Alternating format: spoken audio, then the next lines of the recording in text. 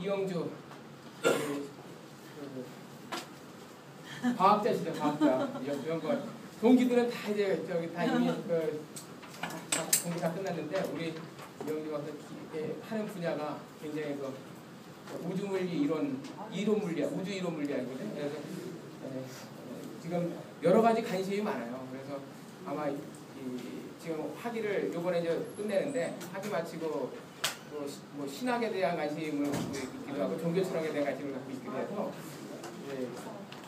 이걸 계기로 해서 우리가 함께 기도해 주시면 아마 또 한국에 좋은 어떤 기독교 자원이 한번 나오지 않을까 생각하고 저는 개인적으로 안 지가 좀 오래됐는데요. 지금 거의 아마 프린트에 준비해 오신 거 보니까 거기 렉스라고 우리 이영주 형제가 거기 회장님 출신이고 지금은 이제 물려줬고 그래서 저도 동아리하고 한 6, 7년 정도 더 될 수도 있는데 좀 이렇게 섬기고 도우면서 같이 이렇게 공부도 하고 그랬었어요. 그래서 그거가 계기가 되었고 이제 이쪽 그룹의 친구들 제가 많이 알고 있어요. 그래서 오늘 좋은 기회가 될 것 같고요. 하여튼 질문을 뭐 많이 이렇게 준비했다가 하나씩 해주시면 좋은 기회가 될 것 같아요. 자, 참고로 총각이고 교회는 저기 대형친역에 아주 오랫동안 중등부 교사를 섬기고 있습니다. 자, 우리 다 같이 박수로 맞이하겠습니다.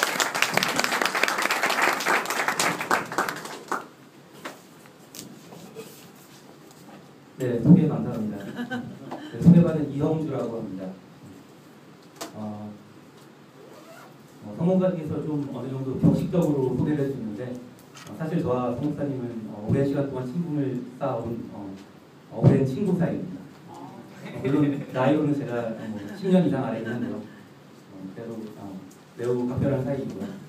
성목사님께서 간단하게 소개를 해주셨지만 아무래도 여러분 중에서는 저에 대해서 잘 모르시는 분들이 있을 것 같아서 울려. 조금 아니면 다시 가요? 너무 가까워서 하면 돼. 소리를 못 낸다고 하죠. 이렇게 하면 괜찮아요. 그러면은 이렇게 하겠습니다. 그래서 저에 대해서 잘 모르시는 분들이 있을 것 같아서 간략하게 소개를 드리겠습니다. 저는 소개받았지만 카이스트 물리학과 박사과정에 있고요. 그리고 우주론 연구실에서 초기 우주 이론 관련한 연구를 하고 있습니다. 그리고 대흥교회, 대전 대흥침례교회 92년부터 출석했고요. 93년도에 침례받은 침례교인입니다. 2001년부터 중등부 교사로 일했는데요. 여기 제가 2000년도 초반에 제가 가르쳤던 제자도 지금 성인이 돼서 이제 강의를 듣고 있습니다. 사실 심신대와도 저는 특별한 인연을 맺고 있습니다. 10년 전에 사실 아버지께서 여러분과 같이 심신대 MDB 과정 학생이셨습니다. 그래서 아버지를 따라서 제가 침신대에서 MDB 수업을 들었습니다. 교수님들께서 허락을 해주셔서 제가 그때 수업을 좀 들었는데 특별히 제가 열심히 들었던 과목은 히브리어하고 헬라어였습니다. 왜냐하면 이제 어떤 충격적인 사건이 저한테 벌어져서 그랬는데 저희 아버지께서 사실 국어 선생님이셨고 그리고 언어학자셨습니다. 여러 언어에 능통하신 분이었는데 그런데 아버지께서 어느 날 저한테 이런 말씀을 하셨습니다. 내가 40세가 넘으니까 일본어를 공부하려는데 잘 안 된다. 그런 얘기를 하시는 걸 제가 들었습니다. 그때 제가 충격을 받고 나이가 들면 좀 힘든가 보다 라는 생각이 그때 들기 시작했습니다. 그래서 이제 10년 전이니까 이제 제가 이제 20대 초반이었던 때인데요. 그때 그러면 나는 일단 신학을 나중에 하든 안 하든 간에 성경을 이제 원어로 공부하는 거는 꼭 하고 싶었던 건데 근데 나중 가면 너무 늦다면 지금이라도 빨리 시작을 해야겠다라는 생각을 하고 제가 침신대 MDB 과정에서 히브리어와 헬라어 수업을 들었었습니다. 그래서 참 재미있게 들었는데 여기 제 이제 교회 후배들 얘기를 들어보면 이제 히브리어 헬라어가 되게 재미가 없다고 그렇게 말하는 친구들이 많은데 저는 참 재미있게 들었습니다. 그러다가 이제 2010년에 들어서 그러니까 3년 전이죠.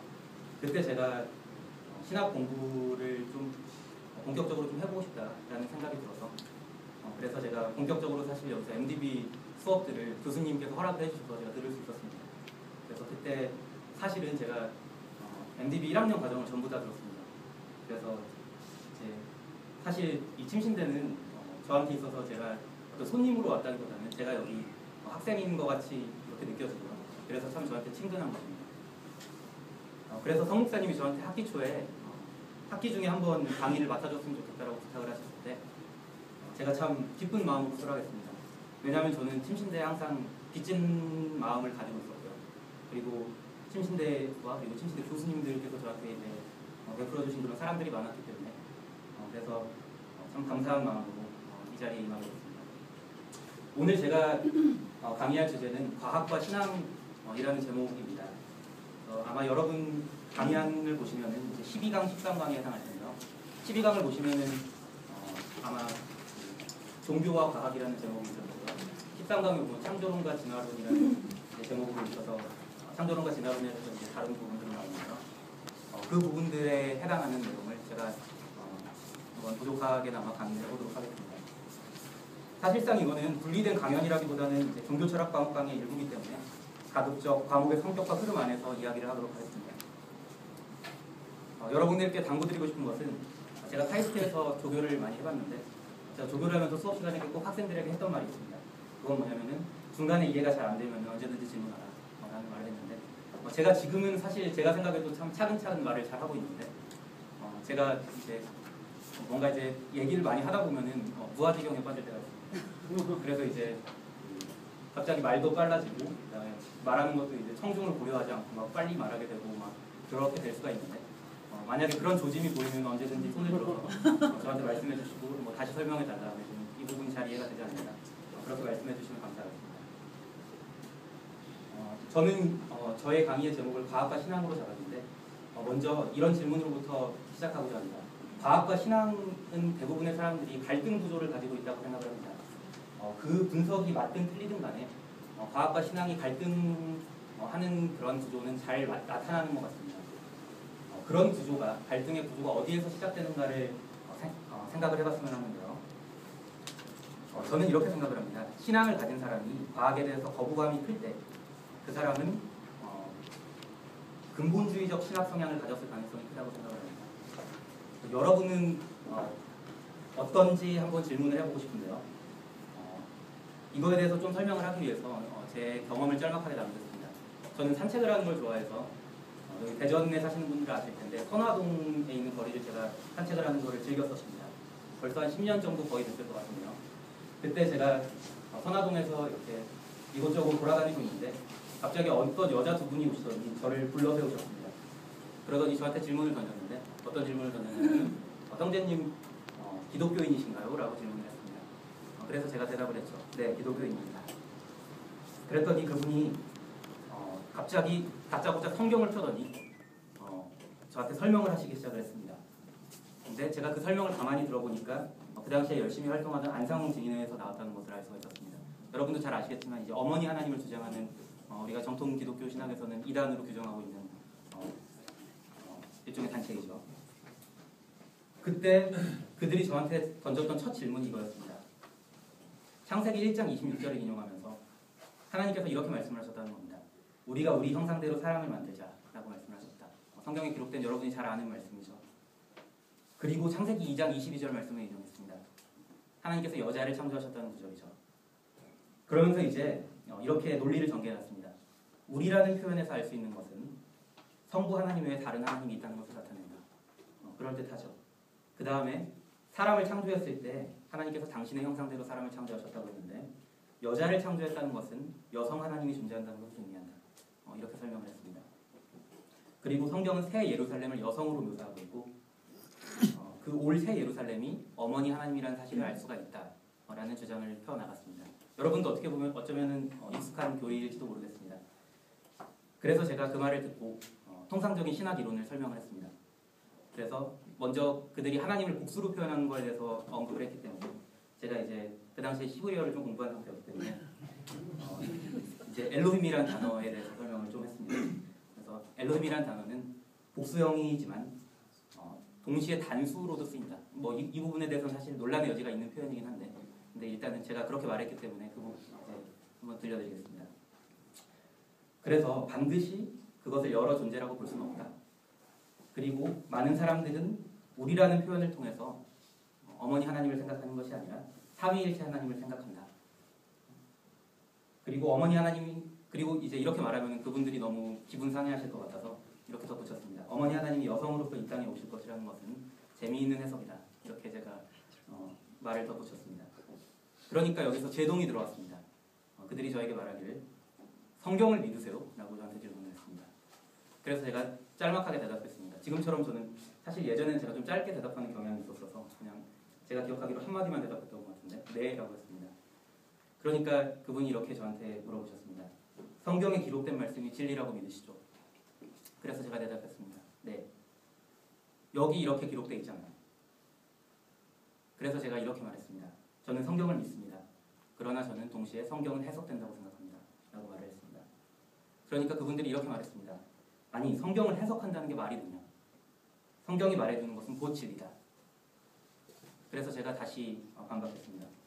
성경이 진리인 건 사실이지만 그 성경을 말하고 있는 당신도 지금 성경을 해석하고 있습니다. 라고 얘기했습니다. 그러니까 이제 그분들이 저한테 뭐라고 말을 했냐면은 참 불쌍하네요 라고 저한테 얘기했습니다. 그렇게 해서 이제 대화의 막을 내리게 됐는데요. 여러분 지금 웃으시지만 이제 웃으신 여러분 중에 많은 분들이 은연중에 이들과 같은 잘못을 범하고 있을 수도 있다고 생각합니다.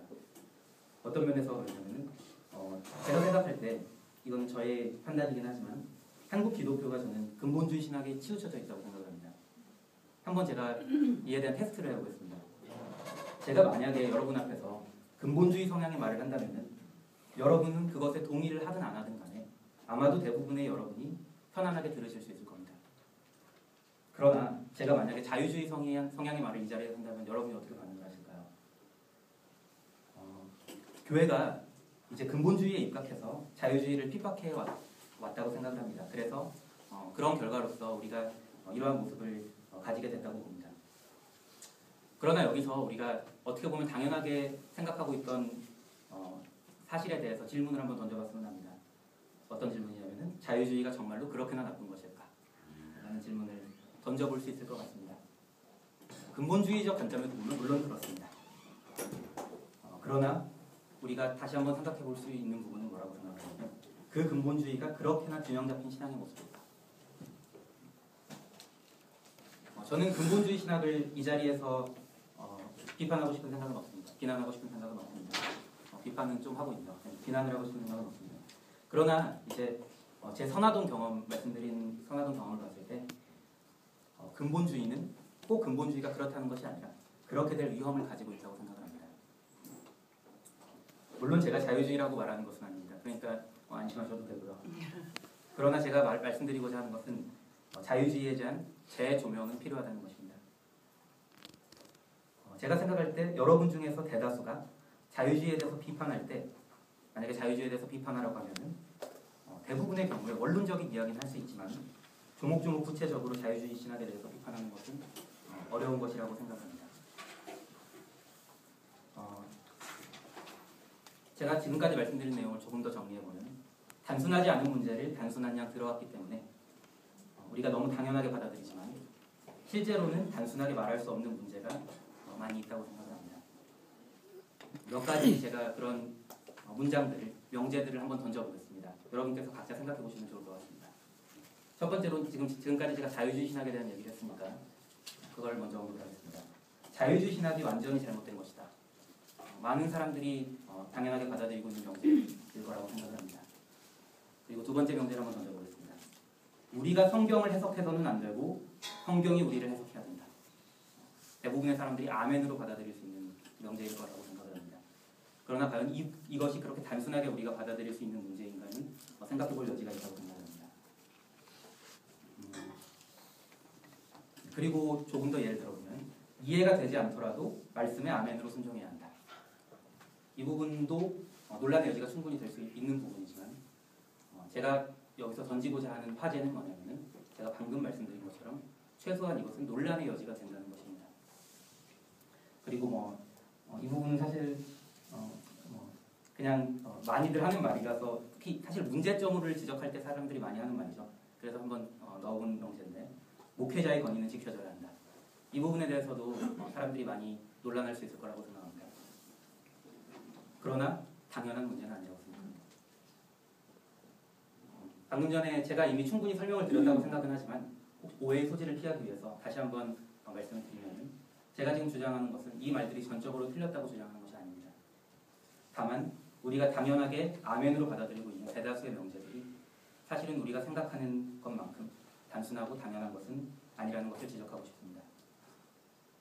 그리고 이런 맥락에서 극단적인 근본주의의 영향으로 자유주의와 함께 우리가 배척하게 된 대상 중에 하나가 제가 오늘 다루는 대상이 되는 과학입니다.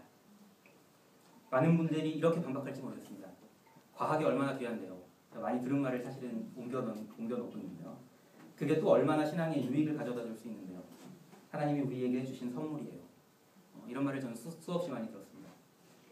그러나 우리가 의도하든 의도하지 않든 간에 우리는 포장하는 데 익숙하다는 사실을 상기해 볼 필요가 있습니다. 방금 전 말은 어떤 상황을 만나면, 어떤 특정한 상황을 만나면 순식간에 이렇게 돌변합니다. 우리는 과학을 믿는 사람이 아니라 신앙을 지키는 사람이다. 과학이 무엇을 말하든 간에 그것은 중요한 것이 아니다. 이 말을 마치고 대부분의 사람들은 자신의 신앙에 뿌듯해합니다. 그러나 제가 던지는 질문은 이런 것이 과연 바른 태도일까? 라는 질문을 던지고 싶습니다. 자, 이쯤 되면은 이렇게 질문할 학생분이 있을지 모르겠습니다. 그러면 도대체 어쩌란 말이야? 자연스러운 질문이죠. 그러나 저는 이건 역시 단순화된 명제에 익숙해져 있기 때문에 나오는 질문이라고 생각합니다. 우리는 고민하고 진지한 태도로 공부해야 합니다. 다시 한번 강조하면 단순하지 않은 명제를 쉽게 함부로 말해서는 안 됩니다.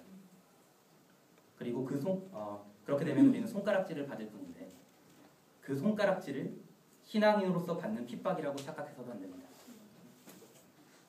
저 역시 이런 종류의 문제로 오랜 시간 고민해왔습니다. 그 고민의 구체적인 자리가 아까 목사님께서 소개하신 렉스라는 동아리 모임이었는데요.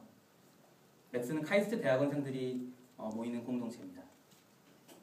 조금 소개를 드리면 제가 여러분께 나눠드린 유인물은 사실 제가 섬기고 있는 중등부에 제가 중학생들을 위해서 쓴 칼럼입니다. 여러분에게도 도움이 될까 해서 제가 드렸는데 그때도 제가 렉스 회장이라는 이름으로 제가 글을 썼었습니다. 렉스는 좀 영어를 조금 쓰겠습니다. Research Association for Creation and Science의 약자고 우리말로는 기독교 창조 세계관 연구소입니다. 과학을 하는 사람으로서 어떻게 이성과 신앙을 조화시키고 건강한 과학자로서 설 수 있을까를 고민하는 모임입니다. 저는 거기에서 2007년부터 회원으로 활동했고 작년도에는 회장을 맡았었습니다. 성 목사님과의 친분도 여기에서 시작이 됐고요. 성 목사님께서 관심을 가지시고 같이 공부하기를 청하시면서 저희 모임에 자주 참석을 하셔서 같이 교제할 수 있었습니다. 자, 이제 본격적인 발표로 들어가겠는데요. PPT를 조금 준비해봤습니다. 목사님께서 저한테 특별히 부탁하신 것은 지적 설계에 대해서 좀 소개를 해줬으면 좋겠다라는 부탁을 하셨습니다. 그래서 지적 설계에 대한 간략한 소개를 하고자 하는데요. 먼저 밝히고 싶은 것은 오늘 여러분 앞에 발표하는 내용은 렉스 구성원들과 함께 고민하면서 공부한 내용을 기초하고 있습니다. 자, 렉스에 대한 소개를 하지 않으면은 지금 이러한 내용에 대해서 좀 깊이 있게 제가 설명을 할 수 없을 것 같아서 렉스에 관련된 슬라이드를 하나 만들었습니다. 렉스는 92년도에 제 생일 전날, 저는 스승의 날이 생일입니다. 카이스트 공식 동아리로 설립된 대학원 동아리 모임입니다. 그 당시에는 창조과학이 사실 센세이션을 우리나라에서 일으켰었습니다. 그래서 거기에 대한 반응으로 시작됐습니다. 그 당시에 선배들이 했던 가장 중요한 이슈는, 가장 중요하게 다뤘던 이슈는 창조과학에 대한 공부였습니다. 창조과학을 철저히 공부했고, 근데 그러다 보니까 선배들이 이런 생각을 하게 됐습니다. 창조과학에 한계가 있는 것 같다. 그거에 대해서 고민을 하게 됐습니다. 그러던 중에 성 목사님께서 지난주에 소개를 하셨던 지적 설계 이론이라는 이론이 출연하게 됐습니다. 강의한 13강을 보시면은 지적 설계 운동을 하시는 이승엽 교수님의 글이 수록이 되어 있습니다. 그 글을 보시면은 지적 설계 이론을 말하는 사람들이 어떤 주장을 하는지 그리고 어떤 활동을 하는지를 여러분이 파악을 하실 수 있을 거라고 생각합니다. 지적 설계 이론에 저희가 관심을 갖게 됐고 그와 더불어서 이제 저희는 신존재 논증이라는 주제에도 관심을 가졌고 그 당시에 이제 철학자로서 이제 신존재 논증, 현대적인 관점에서 신존재 논쟁을 강하게 이제 들고 나타난 사람이 알빈 플란팅가라는 철학자였습니다. 그래서 알빈 플란팅가의 신과 타자의 정신이라는 대표작이 있는데 그 책을 가지고 저희가 신존재 논증에 대한 공부를 했고요. 그리고 저는 이분이 서울에 그러니까 우리나라에 방한하셨을 때 그때 찾아가서 세미나도 듣기도 했습니다. 그리고 이제 진화론에 대한 공부도 물론 했는데 이제 진화론을 주장하는 학자들 중에서 유명한 학자들에 대한 이제 출간한 책들도 저희가 공부를 했고요. 그리고 그것만으로는 부족한 것 같아서 왜냐하면 그건 대중을 위해서 쓴 책이기 때문에 진화생물학 자체를 공부하기 위해서 카이스트 생명과학과에서 사용하는 교재를 가지고 저희가 진화생물학을 공부하기도 했습니다. 그리고 뭐 유신론적 진화론, 뭐 인지과학 뭐 이런 것들을 연계해서 저희가 공부를 했습니다.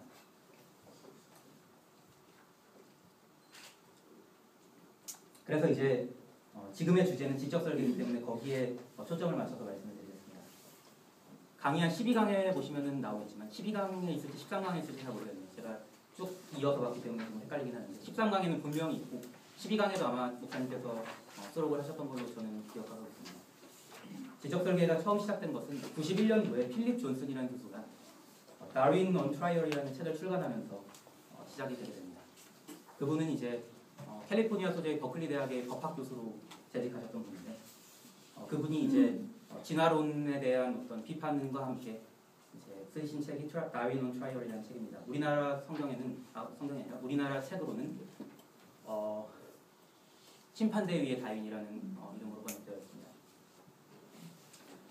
근데 그 책이 미국 사회에서 그리고 어떻게 보면 전 세계적으로 큰 반향을 일으켰습니다.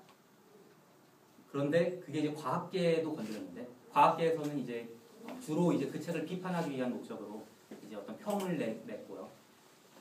그러니까 이제 주류 과학자들이 관심을 갖기 시작한 겁니다. 이 이론에 대해서. 그래서 96년도에 마이클 비히라는 생화학자인데요. 그분이 이제 다윈's 블랙 박스라는 책을 출간했습니다. 그러니까 지적 설계 이론을 조금씩 이제 구체화하는 과정을 제가 설명드리고 있는 겁니다. 그리고 98년도에는 윌리엄 댐스키라는 사람이 수학 박사학위를 가지고 철학 박사학위도 가지고 신학도 공부하신 그런 분인데 목사님께서 지난주에 소개를 해주셨죠. 그분이 The Design Inference라는 책을 출간했습니다. 이거는 제가 알기로는 한국말로 번역은 안 된 걸로 알고 있습니다. 그래서 이제 지적 설계 이론이 조금씩 구체화되기 시작했습니다. 렉스에서는 지적 설계의 이런 대표작을 공부하면서 토론했고 이에 연관된 주제로서 말씀드린 이제 신존재 논증 그런 학자들의 견해에 대해서도 공부를 했습니다. 자, 제가 방금 전에 말씀드린 책들에 대해서 조금 보여드리겠습니다. 여기 보시면은 다윈's 블랙 박스가 한국말로 번역이 된 게 저거고요. 그 다음에 여기 있는 Intelligent Design이라는 책은 제가 말씀드린 The Design Inference랑은 좀 다른 책입니다. 1년인가 2년 텀을 두고 나온 책인데요. 이 책은 번역이 됐는데 서울대학교에서 이제 렉스와 비슷한 성격을 가진 거기는 아마 창조론 쪽에 더 가까운 걸로 알고 있는데 그쪽 동아리의 구성원들이 번역을 한 책입니다. 그리고 조금 다른 책들을 설명해드리면 여러분이 보실 때 왼쪽에 있는 책이 제가 말씀드린 The Design Inference에 해당을 하고 저희 엑스가 오랜 시간을 거쳐서 공부를 한 책입니다. 그리고 No Free Lunch라는 책도 이제 윌리엄 댐스키의 대표작 중에 하나로 꼽히고 있습니다. 먼저 설계라는 용어를 설명하기 위해서 1802년에 발간된 윌리엄 펠리의 Natural Theology에 수록된 내용을 소개하고자 합니다. 이 윌리엄 펠리에 대한 내용은 여러분 강의 한 12강에도 수록이 되어 있습니다. 이 사람이 윌리엄 펠리고요. 이 윌리엄 펠리의 일종의 논증이 이제 여러분의 책에도 똑같이 있다는 것을 발견하실 수 있을 겁니다. 제가 한번 읽어보겠습니다. Natural Theology 자연신학 책에 기록된 내용입니다. 풀밭을 걸어가다가 돌 하나가 발에 채였고 그 돌이 어떻게 거기에 있게 되었는지를 묻는다고 가정해보고 내가 아는 한 그 돌은 항상 거기에 있었다고 답할 수 있을 것이다. 아무도 돌을 보고 어떤 특별한 생각을 하진 않겠죠. 그러나 내가 땅에서 시계를 발견했고 그 시계가 어떻게 거기에 있게 되었는지를 묻는다고 가정해보자. 앞에서 했던 것처럼 시계가 언제나 거기에 있었다는 답은 거의 생각할 수 없을 것이다. 여기에서 윌리엄 켈리는 기본적으로 설계에 대한 얘기를 하고 있다고 생각합니다.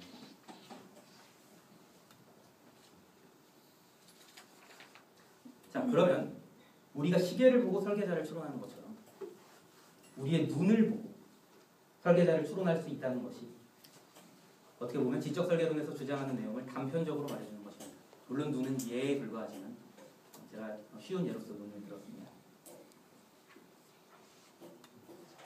눈이 시계처럼 복잡합니다. 사실은 시계보다 더 복잡하다는 말이 많겠죠.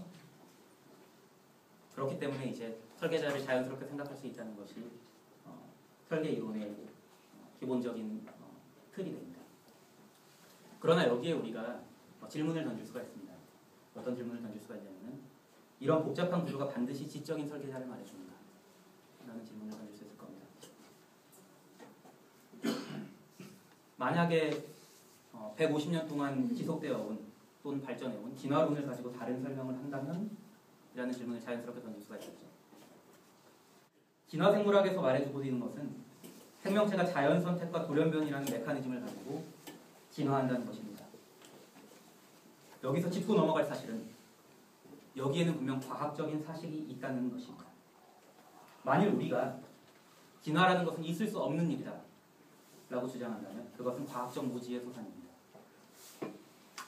더 나아가서 그것은 사람들로 하여금 기독교를 신뢰할 수 없는 사이비 신비주의자들의 모임으로 오해하게 만들기 때문에 우리는 조심해야 한다고 생각합니다. 아까 지적 설계 이론을 처음 이제 시초를 제공한 사람이 필립 존슨이라고 제가 말씀드렸죠. 필립 존슨이 초기 작 중에 Defeating Darwinism이라는 책이 있는데 그 책을 제가 가져왔는데요. 네, 아주 얇은 책입니다. 지금 구할 수 있는지는 잘 모르겠는데 이 책을 특별히 가져온 이유는 이게 저희 렉스하고도 사실 아주 밀접한 관련이 있는 책인데 렉스 선배들이 초창기 선배들이 IVP와 일종의 그 계약이라고 해야 되나요? 계약을 맺고 번역을 한 책입니다. 그래서 이제 그 당시에 이제 필립 존슨의 그 주장에 많이 매료되었었기 때문에 선배들이 그래서 이 책을 번역을 하기도 했고 그 다음에 이 책의 기본 내용을 담은 그런 강연들 제가 지금 이렇게 하는 것처럼 이제 대중들을 대상으로 또는 신학교에서도 한 걸로 알고 있고요. 그리고 보통은 이제 일반 대중들을 대상으로 이제 강연들을 많이 했었습니다. 이 책에서 이런 말을 합니다. 누군가 우리에게 당신은 진화론을 받아들입니까? 라는 질문을 했을 때 만약에 여러분이 그런 질문을 받는다면 어떻게 대답하시겠습니까? 필립 존슨이 말하기로는 그에 대한 적절한 대답은 예나 아니오가 아니라고 말합니다.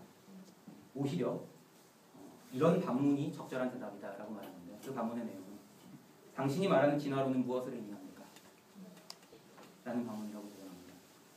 저는 거기에 동의합니다.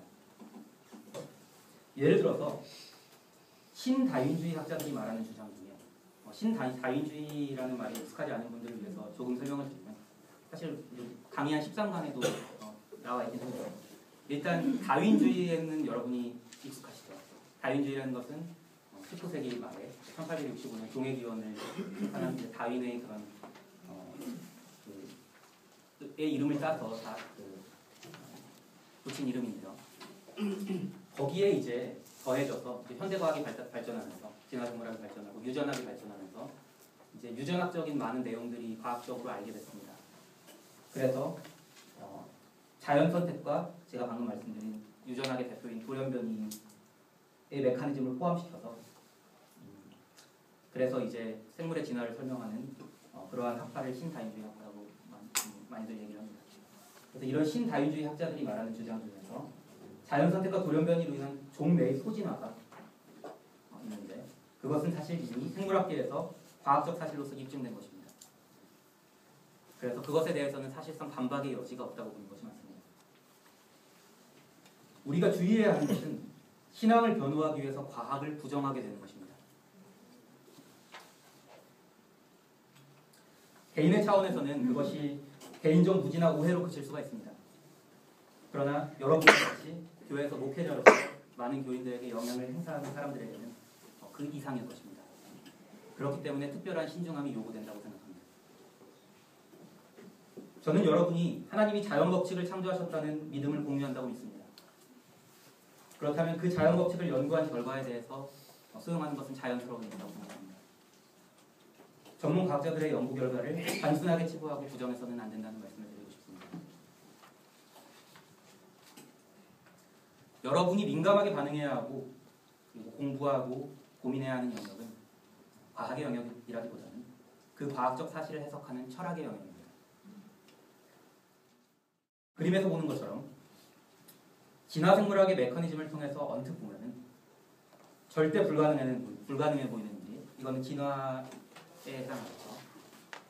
사실은 이제 많은 진화론자들은 이것을 무에서 유로의 창조를 말하기는 하지만 일단은 뭐 그냥 진화라고 제가 뭉뚱그려서 말씀을 드리겠습니다. 오랜 시간에 걸쳐서 불가능해 보이는 일이 일어날 수 있을 것이라고 생각하는 것은 자연스럽습니다. 그러나 진화생물학이 우리에게 말해주는 것은 이 메커니즘이지 그것을 통해서 설계자 없이 생명체가 무에서 진화하여 지금에 이르렀다는 것은 아닙니다. 진화의 메커니즘이 과학이 말해준 것이라면 후자는 철학이 가미된 것입니다. 바꿔 말하면 똑같은 과학적 사실을 가지고도 철학, 조금 더 구체적으로 말하면 제가 나눠드린 유인물에서 아마 제목을 제가 기독교 세계관과 과학이라고 붙인 기억이 나는데요.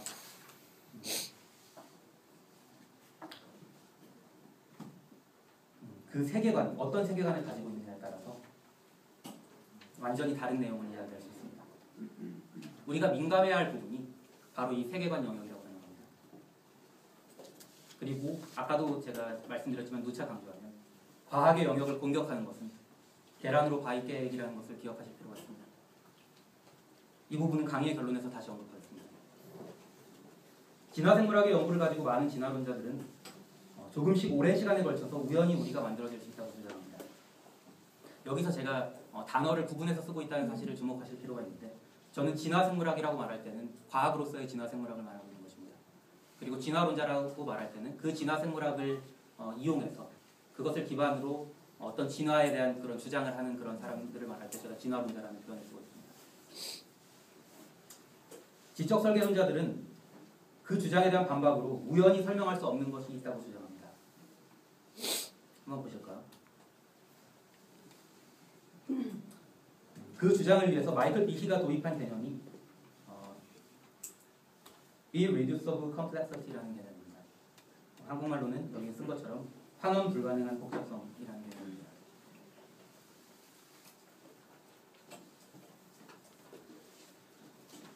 비히가 이 개념을 설명하기 위해서 예로 든 것이 그림에서 보시는 박테리아 편모입니다. 그림에서 보는 것이 박테리아 편모의 복잡성을 보여주는 그림인데요. 생물학 강의가 아니기 때문에 자세한 설명은 생략하겠습니다.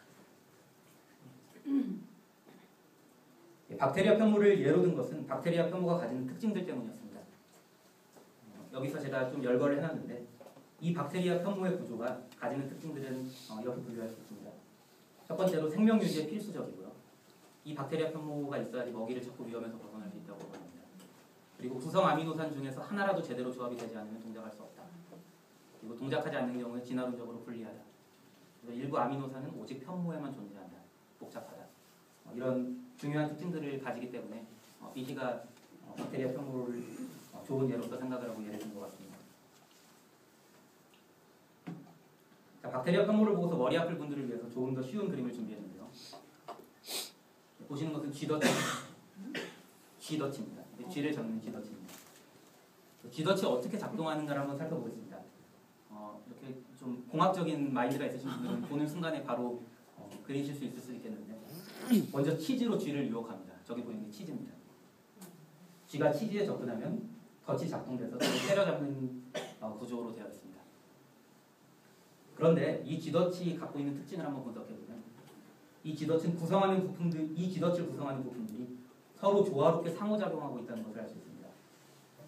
그리고 각각이 기본 기능을 또 수행하고 있습니다.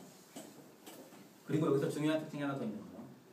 이 부품들 중에서 어느 하나만이라도 제 위치에 갖춰져 있지 않으면 그럼 이 쥐덫은 작동할 수가 없는 구조입니다. 이러한 단일 시스템이 이보다 먼저 존재했던 시스템으로부터 연속적인 작은 변화들로 얻어질 수 없다는 것이 비히의 기본 주장입니다. 그리고 이러한 종류의 복잡성이 비히가 박테리아 편모를 통해서 설명하고자 했던 복잡성이죠. 그리고 이것을 환원 불가능한 복잡성이라고 합니다. 두 번째로 소개하고자 하는 개념은 보통 CSI라고 불리는 Complex Specified Information이라는 개념입니다. 우리말로는 복잡 특수 정보라고 번역되는데요. 이 단어는 윌리엄 댐스키에서 처음으로 제안되었습니다.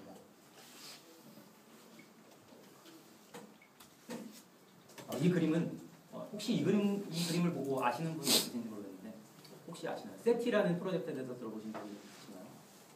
사실 제가 어렸을 때도 사실 세티 프로젝트가 대해서 이제 사람들이 많이 얘기를 했는데 The Search for Extraterrestrial Intelligence라는 이름의 프로젝트인데요. 간단하게 말하면 외계 지성을 탐사하고자 하는 시도입니다. 외계에서 오는 신호를 관측하는 것이 이 탐사 프로젝트의 목적입니다. 그런데 설사 우리가 외부에서 신호를 받아들였다고 합시다. 그때 그 신호가 지적 원인에 의한 건지 아니면 자연적 원인에 의한 건지 어떻게 알 수 있을까요? 이에 대한 기준이 만약에 명확하게 주어지지 않는다면 이런 관측은 우리에게 아무런 정보도 줄 수 없을 것입니다. 글쎄요, 우리가 받을 신호들이 어떻게 될지 한번 분류해봤습니다. 자, 세 가지로 한번 분류를 해봤는데요. 여러분이 이런 세 종류의 신호를 관측했다면 그러면 무엇을 의미 있는 혹은 정보를 담은 신호로 판단할 것인지 여쭤보고 싶습니다. 1번, 2번, 3번이 있는데요. 어떤 것이 의미를 담은 신호로 보이시나요? 이런 신호를 우리가 관측을 하는 겁니다. 신호를 관측했더니 이런 사인파라고 부르는 그런 함수 그런 신호가 왔고 어떤 이런 막 찌글찌글한 신호가 왔고 이런 뚝뚝뚝뚝뚝 이런 신호가 왔을 때 어떤 신호를 우리는 정보를 담은 신호라고 해석할 수 있을까요? 왜 3번이죠?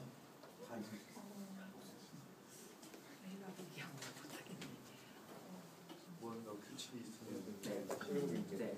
방금 이제 규칙이라는 표현을 쓰는데 여기에서 패턴의 개념이 나옵니다. 3번이 패턴을 가졌기 때문에 여기에 특정한 정보가 있다고 말할 수가 있습니다. 이제 어떤 사건이 자연적 원인을 지니는지 혹은 지적 원인을 지니는지를 구분하기 위한 지적 설계론자들의 분류 방식을 소개해 보겠습니다.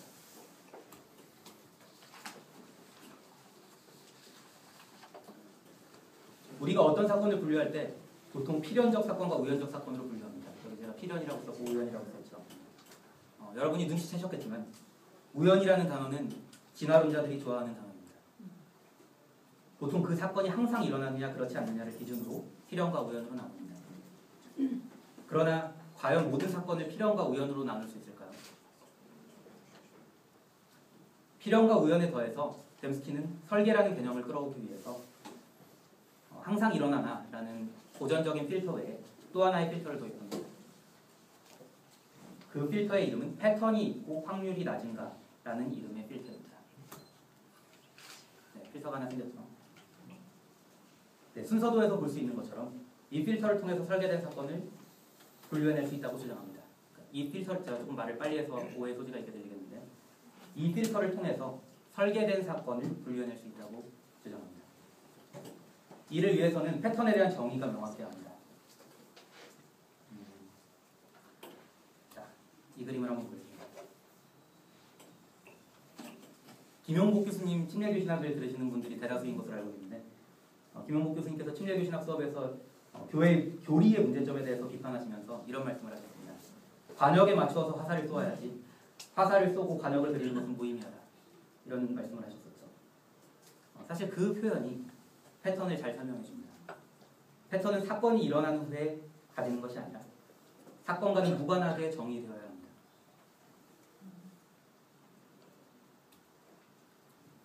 댐스키의 필터가 가지는 또 하나의 조건이 낮은 확률이라는 것을 기억하시죠.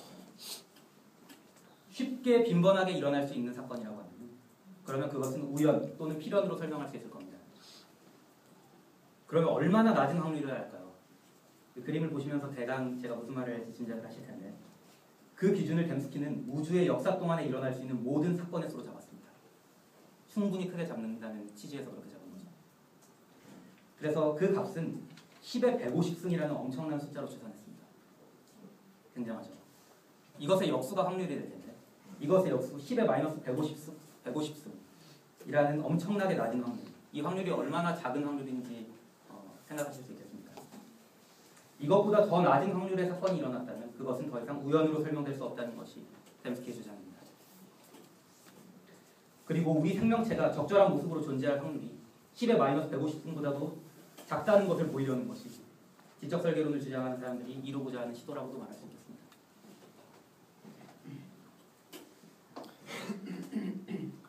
10에 150승인데 네. 우주에서는 도저히 일어날 수 없는 일이다 이 말이죠. 그러니까 확률이 10의 150승의 1보다 작다면 그러면 그것은 우연히 일어난 사건이라고 말할 수가 없다는 거죠. 그게 거기가 비약이. 왜냐하면 제가 기준으로 잡았던 것이 우주의 역사 동안 일어날 수 있는 사건의 수라고 했죠. 그러니까 우리는 우주의 역사 동안에 일어날 수 있는 모든 사건들을 다 센 겁니다. 그러니까 만약에 그거에 비교할 만큼 빈번하게 많은 사건이 일어났다면 그 사건은 그냥 충분히 일어날 수 있는 사건으로 볼 수 있다는 거죠. 그러나 우주의 역사 동안 총 일어났던 사건 수보다도 그 사건을 경우의 수로 했을 때의 이 확률보다도 더 작은 확률로 일어나는 사건이라면 그러면은 그것은 도저히 일어날 수 있을 법한 확률이 아니라는 겁니다. 그래서 댐스키의 주장은 만약에 우리가 어떤 사건에 대해서 그 확률보다도 더 작은 값을 가진다는 것을 설명할 수 있으면 그것은 도저히 우연 또는 필연으로 설명할 수 없는 사건이라는 겁니다. 그러면요 이게 필연은 그 하나님의 섭리에서 일어난 것이고 우연은 하나님의 섭리에서 일어난 것이 아니라고 지금 지적 설계론자들 그렇게 얘기하는가요? 아닙니다. 그게 아니에요. 필연은 여기서 말하는 필연은 하나님의 필연을 얘기하는 것이 아니라 하나님의 존재와 상관없이 신의 존재 설계자가 없더라도 반드시 일어나야만 되는 사건이라는 의미에서 필연을 말합니다. 그러니까 필연적 사건이라고 하면은 그것은 설계를 말하고 있지 않습니다. 마찬가지로 우연도 어떤 지적인 존재 없이 충분히 일어날 수 있는 사건이기 때문에 우연만으로도 설계된 사건이라고 말할 수가 없어지는 것입니다.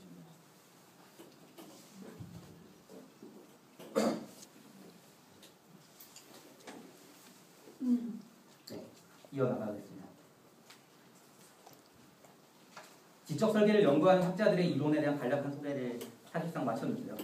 여기에 제기될 수 있는 문제들을 제가 제안하고자 합니다. 이것은 저희 렉스가 당면했던 과제이기도 하기 때문에 렉스가 당면했던 과제라는 제목으로 실었는데 먼저 비히가 주장한 선언 불가능한 복잡성을 우리가 다루기 어려운 미세 복잡 구조에 실험을 가해서 얼마나 보여낼 수 있을 것인가 라는 문제를 제기할 수 있을 겁니다. 그리고 댐스키가 제시한 낮은 확률에 대한 기준값이 과연 적절할까? 사실 아까 비약이라는 표현까지 쓰셨는데 사실상 그렇게까지 비약이라고 말하기는 힘들 겁니다. 왜냐하면 우주의 역사 동안 일어날 수 있는 모든 사건을 셌다는 것은 사실상 일어날 수 있는 것들을 다 셌다라고 말할 수 있기 때문에 충분히 큰 표본이 됩니다.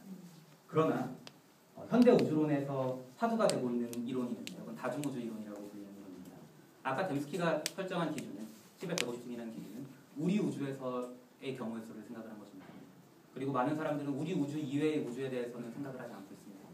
그러나 현대 우주론의 화두가 되고 있는 화제 중에 하나가 그 다중우주 이론인데 이 단어가 내포하고 있는 바로 이제 이 단어에서 바로 읽을 수 있겠지만 우주가 우리가 살고 있는 우주만 존재하는 것이 아니라 다른 종류의 우주가 수없이도 많이 존재할 수 있다는 그러한 주장들이 나오고 있습니다. 만약에 그러면은 그것이 받아들여진다면 그렇다면 10의 150승이라는 확률보다도 10의 150승이라는 경우의 수보다도 훨씬 더 큰 경우의 수가 존재할 수 있게 되겠죠. 그렇게 되면은 그것에 대해서는 어떻게 대답할 수 있을 것인가? 이러한 것들이 우리가 제기할 수 있는 문제가 될 것입니다. 자, 이제 사실상 강의의 막바지에 이르렀습니다. 아까도 목사님께서 얘기하셨던 것처럼 저한테 시간을 많이 주시긴 했는데 가급적이면은 발표하는데 시간을 다 쓰지 말고 같이 이렇게 질의응답 시간과 토론 시간을 가지는 게 유익할 것 같다고 말씀하셔서 강의 시간을 꽉 채우게 준비를 하지는 않았습니다. 자, 지금 소개한 지적 설계 이론이 과학계에서 어떻게 받아들여지고 있을까? 아마 여러분이 궁금해하실 하더라고 생각합니다. 지난 수업 시간에 성 목사님이 언급하신 것처럼 이것은 주류학계에서 널리 인정받는 이론은 아닙니다. 지적생물학과 지적설계론에 포함된 과학적 내용을 비교했을 때 제가 말을 조금 잘못했습니다. 진화생물학과 지적설계론에 포함된 과학적 내용을 비교했을 때 그것은 사실상 비교할 수 있는 수준은 아닙니다. 당연한 지적설계론이 처음 출현한 것은 아까 1991년, 96년, 98년 그런 얘기를 제가 했던 기억이 나시죠? 20년밖에 되지 않았고 진화론은 사실상 진화생물학의 시작은 150년 전에 시작됐다고 보는 것이 맞습니다. 그러니까 그런 오랜 역사를 가지고 있기 때문에 그동안 진화생물학은 놀라운 과학적 성과를 얻어냈습니다. 그러므로 우리가 진화론자들의 진화생물학의 내용을 설명할 때 지적설계론이 진화생물학의 내용을 부정하는 증거가 된다는 식의 주장을 펼치는 것은 곤란합니다. 창조과학도 마찬가지입니다. 미국에서 1960년대 반진화론 운동으로 시작된 것이 창조론 운동입니다. ICR이라는 센터를 거점으로 시작되었습니다. 이것이 사실상 우리가 잘 알고 있는 창조과학의 시초가 되었다고 말할 수 있습니다. 그 역사가 길지 않고 또한 여러 종류의 문제점이 제기되고 있습니다. 우리는 과학의 담론을 받아들일 때 그것이 얼마나 과학으로서의 조건을 충족하고 있는지를 신중하게 검토할 필요가 있습니다. 그리고 과학계의 소리에도 귀 기울여야 합니다. 그렇지 않으면 여러분이 잘 아시는 사례를 좀 제가 들어가면서 1633년 갈릴레이에게 유죄 판결이 내려졌다는 사실을 알고 계시죠. 그리고 1925년에 미국의 테네시주에서는 스콥스 재판이라는 재판을 통해서 기독교계가 조롱거리가 되었습니다. 우리 스스로의 모습을 돌아봐야 한다고 생각합니다. 약간 비약이라고 말씀하실 분도 있을 수 있겠지만 좀 일반적인 얘기를 하기 위해서 좀 친숙한 사례를 드리겠습니다. 바리새인들도 자신들을 의로운 자로 여겼습니다. 그리고 기독교 역사 속에 등장하는 수많은 교권주의자들도 교권자들이라고 말해도 좋겠죠. 자신들을 진리의 수호자로 여겼다는 사실을 기억해야 합니다. 100년 후의 역사가 우리를 평가할 것입니다. 이러한 맥락에서 이제 지적설계론을 비판하는 그런 책들도 제가 조금 소개를 했으면 하는데요. 먼저 제가 가져온 책들 중에서는 여기에는 없으니까요. 제가 한번 써드리겠습니다.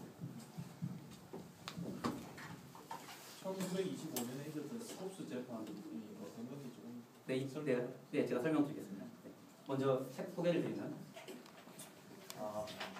책 3권이 한번 읽어볼 만한 책이라고 생각하는데 일단 유신론자들을 비판하는 책으로서 철저한 무신론자이면서 생물학계에서 잘 알려져 있는 리차드 도킨스라는 사람이 쓴 책입니다. 여기 써도 보이시나요? 이거 가리지 않나요? 가리나요? 예. 좀 가리. 이거를 제가 올리겠습니다. 이쪽에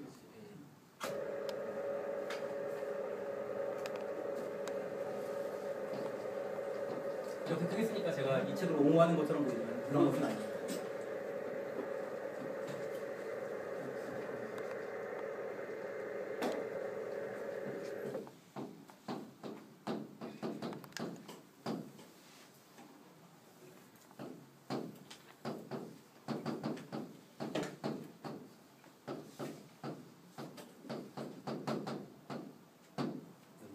무신론자로서 유신론자들을 비판하는 책, 유신론자들의 생각을 비판하는 책이라고 말할 수 있고요. 우리말로도 번역이 됐습니다. 만들어진 예, 만들어지시.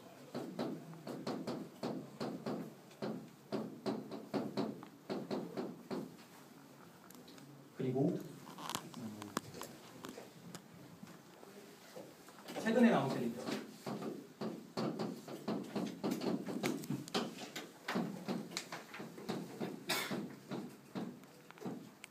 이 책은 저자가 한 명이 아닙니다. 과학계에서 주류 과학자로 인정받는 여러 사람들이 모여서 쓴 책이고요. 그리고 종교를 비판하는 책이라고 볼 수 있습니다. 기본적으로요. 물론 각 과학자들은 생각들이 다 다르기 때문에 어떤 과학자들은 좀 다른 관점에서 얘기를 하고 그러기 때문에 오히려 더 우리가 얻을 수 있는 것은 많다고 생각해요.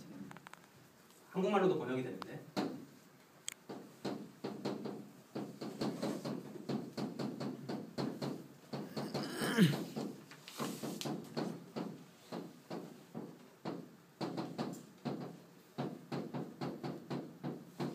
왜 종교는 과학이 되려 하는가라는 제목의 책입니다. 그리고 제가 가져온 책들 몇 권을 조금 보여드리겠습니다.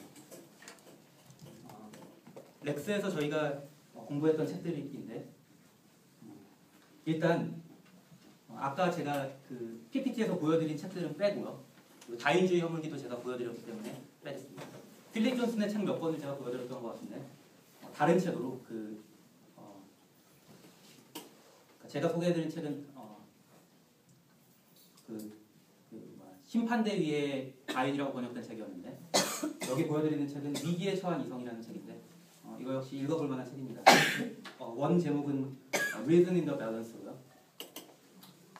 그리고 알리스터 맥그라스라는 이제 신학자가 있습니다.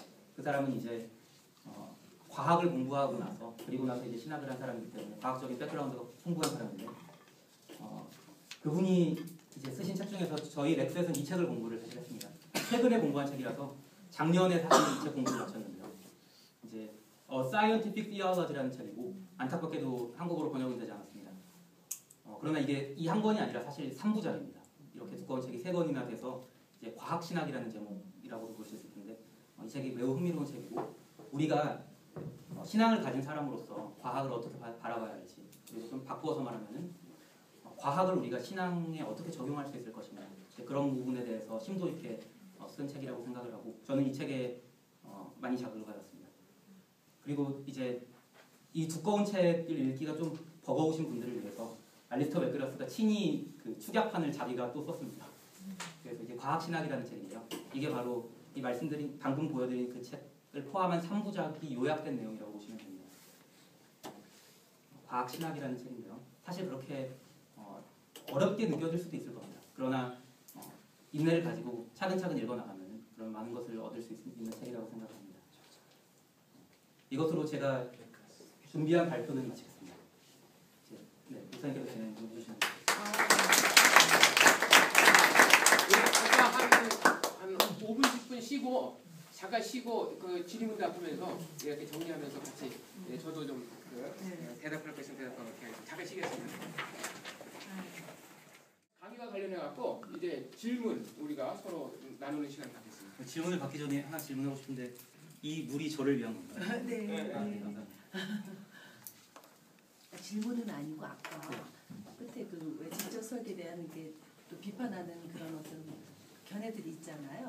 크게 뭐 자세하게 저희는 설명해도 잘 모를 것 같은데 크게 좀 우리가 알 수 있는 건 좀 이렇게 줄기 큰 줄기가 어떤 줄기가 있어요. 일단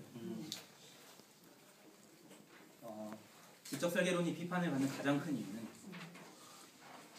그들이 과학을 사용했기 때문입니다. 그들이 과학을 사용했기 때문입니다. 만약에 우리가 목사님이 그 소개해주신 스티븐 제이 골드의 그 용어를 빌리면은 스티븐 제이 골드는 노마라는 그런 영역을 말하고 있습니다. 노마라는 영역이 소개가 된 부분을 발견했었습니다. 78쪽. 네, 78쪽에 보시면은 겹치지 않는 교도권이라고 되어 있죠.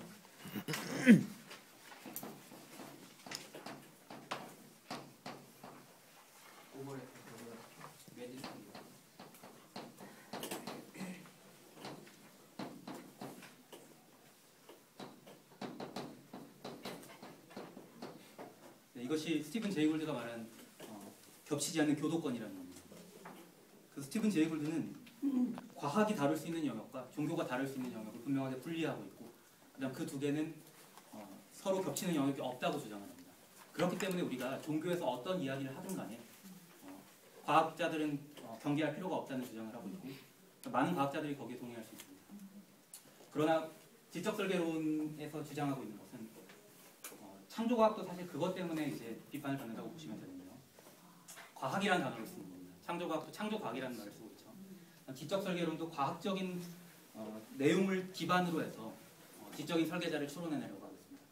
그렇기 때문에 과학의 영역에 종교가 들어가는 것처럼 이제 주류 과학자들에게 비춰지게 되는 겁니다. 그래서 거기에 문제를 제기하고 있고 그래서 그것이 온전한 형태의 과학이 아니다라고 주장을 하고 있습니다. 일단 짧게는 대답을 드렸는데 이 부분은 아마 여러분들이 많이 의문을 가지시기도 하고 또 토론을 하기를 원하실 것 같아서 계속 질문이 나오는 대로 거기에 맞춰서 토론을 진행해 나가도록 하겠습니다. 아까 그런 부분에 이제 갈등이 생기는 부분이 네. 지금 과학의 영역은 점점 커지면서 과학으로는 많은 것을 설명할 수 있을 것 같은데 그럴수록 우리 종교와 신앙으로서 할 수 있는 영역은 지금 계속 좁아지잖아요. 네. 좁아지니까 이 종교 영역을 과학으로 설명하기 위해서 이제 이렇게 할 텐데 제가 지금 질문드리고 싶은 것은 이제 전공을 아까 그 초기 우주에 관한 것을 특별히 전공을 하셨는데 과학이 이 세상을 설명하는데 지금 어느 정도를 설명하고 있다고 생각을 보통 하는가요? 과학자들은 그러니까 제가 이렇게 느끼는 과학자들은 세상을 다 설명할 수 있는 것처럼 얘기하는데 막상 조금 더 구체적으로 들어가면 설명 안 되는 게 너무 많다고 또 얘기를 한단 말이죠. 예를 들면 이제 한두 가지만 말씀드리면 천동설에서 지동설로 올 때 완전히 뒤바뀌어 버린 거 아니에요. 뉴턴이 설명하다가 지금 아인슈타인으로 가면 뒤바뀐 건 아니지만 너무 작은 거에서 크니까 일부분은 설명 안 됐던 게 전혀 다른 차원의 설명이 돼버리고 그럼 앞으로도 과학은 얼마든지 그럴 가능성이 있는데 그 부분에 대해서 과학자들은 어떤 인식을 하고 있습니까? 굉장히 좋은 질문이라고 생각을 합니다. 일단 제가 1차적으로 드릴 수 있는 답변은 100년 전의 과학과 지금의 과학은 차원이 다릅니다. 그래서 아까 아인슈타인을 말씀하셨기 때문에 아인슈타인 이론에서 시작을 해보면 이제 아인슈타인이 1900년대 초에 이제 상대성 이론이라는 굉장히 강력한 이론을 주장을 했습니다. 그래서 이제 상대성 이론이 시작된 후 저는 물리학을 전공했기 때문에 물리학적인 관점에서 일단 설명드립니다. 물리학의 판도가 바뀌었습니다. 이전에는 이제 뉴턴 역학이 과학 물리학계의 그 중심을 이루는 그런 이론이었는데 갑자기 상대성 이론이라는 듣도 보도 못한 이름이 나왔는데 그런 이론이 나왔는데 이 이론은 놀랍게도 우리의 과학자들은 커먼 센스라는 말을 좋아합니다. 그러니까 상식으로 생각하는 내용과 전혀 다른 내용을 말하고 있습니다. 여기에 발맞춰서 나타난 또 하나의 분야가 상대성 이론과 두 맥을 이루고 있는 다른 분야가 양자역학이라는 분야입니다.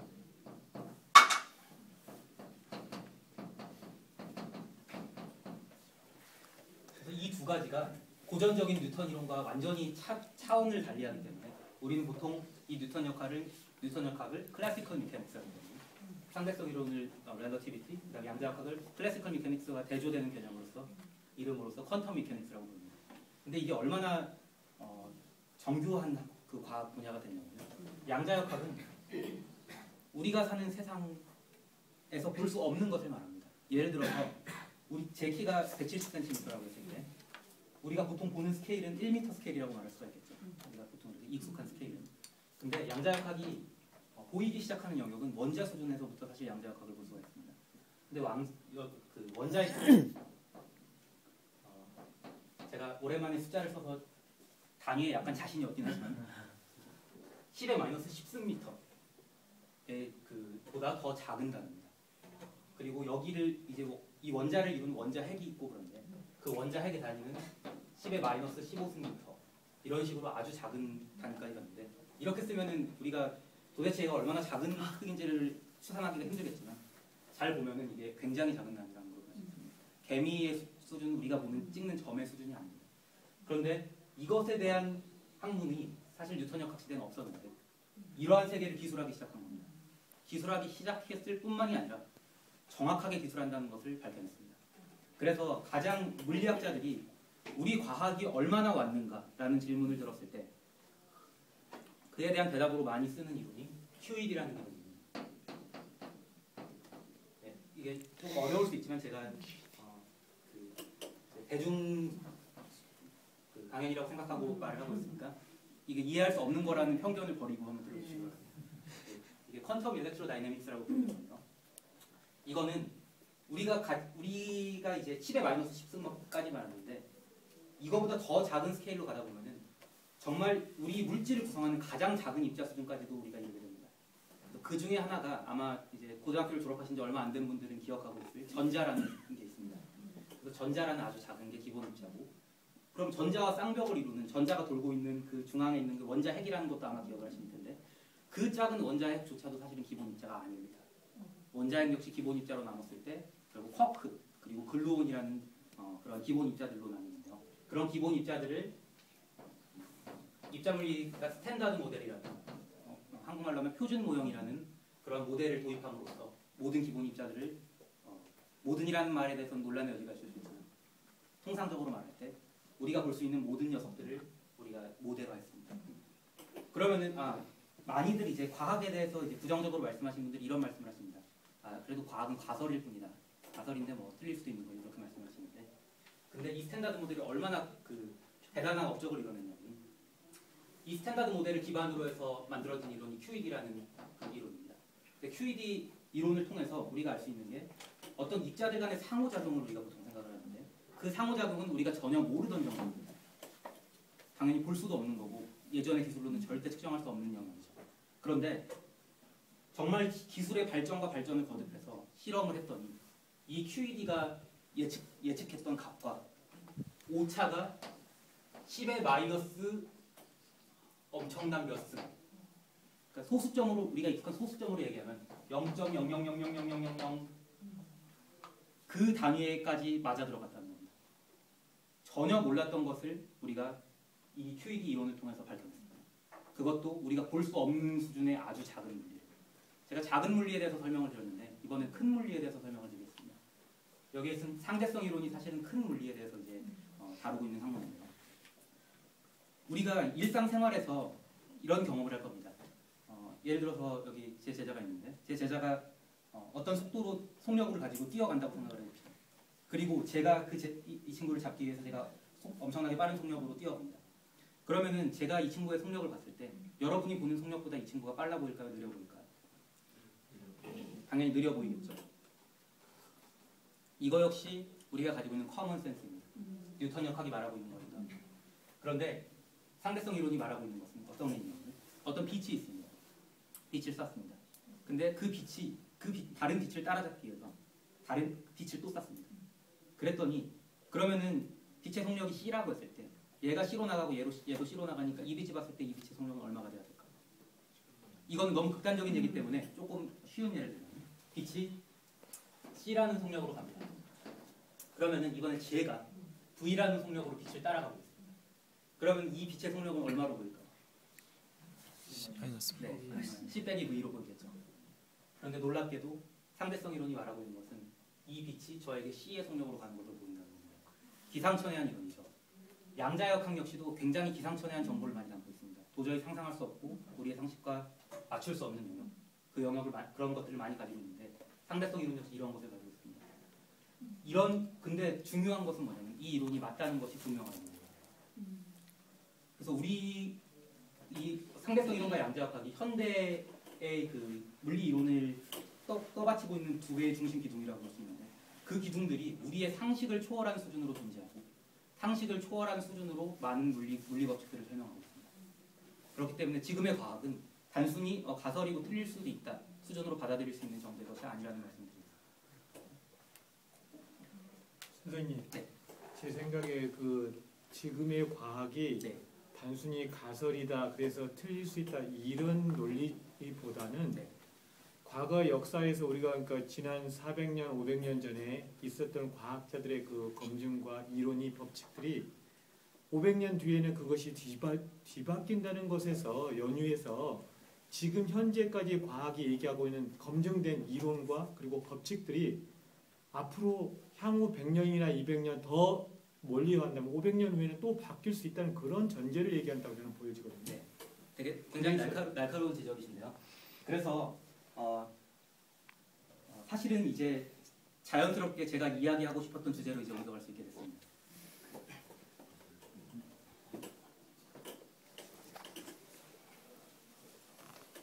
말씀하신 대로 이렇게 질문할 수 있습니다. 아 좋다.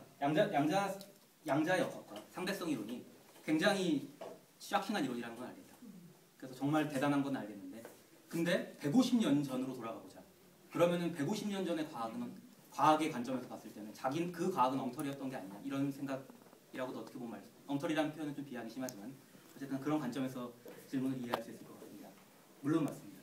우리가 지금 가지고 있는 물리 법칙들, 물리 이론들이 우리가 있는 우리 세상 모두를 설명하고 있다고 말하는 것은 잘못입니다. 비하입니다. 하지만 많은 물리학자들은 이제 Theory of Everything이라는 그런 용어를 많이 쓰고 제가 한때 대학생 시절에 즐겨 입던 티셔츠에도 사실 그 문구가 기록이 돼 있어서 TOE라고 보통 발가락이라는 뜻도 사실 아니죠. 그래서 TOE라고 써 있는 그런 이제 티셔츠를 카이스트 물리학 학생들이 입고 다녔습니다. 그 입고 다니는 그 사람들의 이제 학생들의 마음속에는 이런 마음이 있었죠. 아 우리가 Theory of Everything 한번 만들어보겠다. 그런 꿈을 갖고 포부를 갖고 이제 과학자들이 물리학자들이 많이 공부를 하고 있고 연구를 하고 있지만 근데 사실상 말씀하신 대로 지금의 과학과 150년 후의 과학은 분명히 아주 많이 다를 겁니다. 그렇기 때문에 사실 제가 지금 옮겨가고자 하는 주제는 알리스터 맥그라스를 제가 아까 소개드렸죠. 알리스터 맥그라스가 말하는 사이언티픽 디알러지라는 개념으로 옮겨가고자 합니다. 맥그라스가 과학 신학이라는 영역을 소개하면서 이제 말을 하면서 어떤 얘기를 하냐면 그러면 신학이 과학을 어떻게 활용할 수 있을 것인가를 라는 질문을 던지는데 그러면서 신학이 하지 말아야 할 것으로 삼고 있는 것이 바로 지적해 주신 그겁니다. 뭐냐면은 지금의 과학의 과학적 수준에 근거한 그러한 신학을 펴서는 안 된다. 왜냐하면 뉴턴 역학이 150년이라고 하니까 제가 아까부터 150년이 당연한 것처럼 말하고 있었는데 연도는 말하지 않겠습니다. 틀릴 수 있으니까. 네. 뉴턴 역학이 그 당시에는 완전한 이론인 것처럼 보였지만 한참의 시간이 지난 후에는 굉장히 허술한 이론처럼 보일 수가 있기 때문에 만약에 우리가 지금 가진 과학적 지식을 신학의 어떤 기반을 마련하는 데 쓴다면 그것은 지속될 수 없을 것이다 라는 주장을 합니다.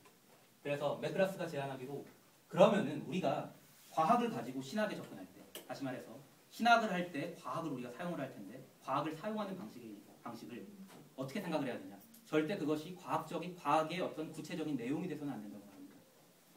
그것보다는 오히려 과학이라는 학문이 가지는 보편적 특징을 가지고 우리가 신학을 해야 된다고 주장하고 있고 그것이 알리스터 맥그라스가 말하는 사이언티픽 디알러지입니다. 그리고 사실상 제가 관심을 갖고 있는 분야이기도 한데요. 이거에 대해서도 근데 많은 논란이 있습니다. 논란은 신학자들 사이에 있는 거예요. 어떤 신학자들은 Natural Theology, 사실은 Scientific Theology라는 말을 쓰기 전에 썼던 표현은 Natural Theology라는 용어입니다.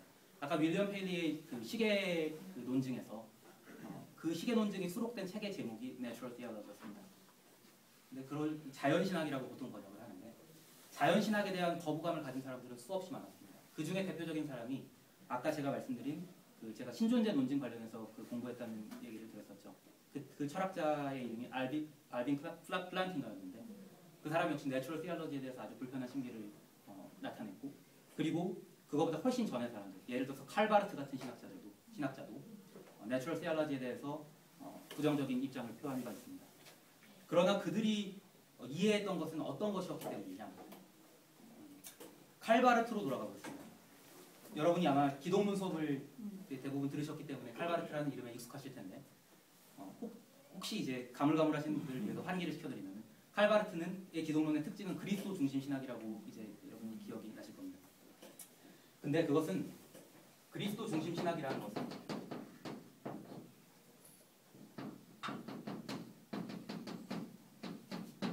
계시라는 개념을 포함하고 있습니다.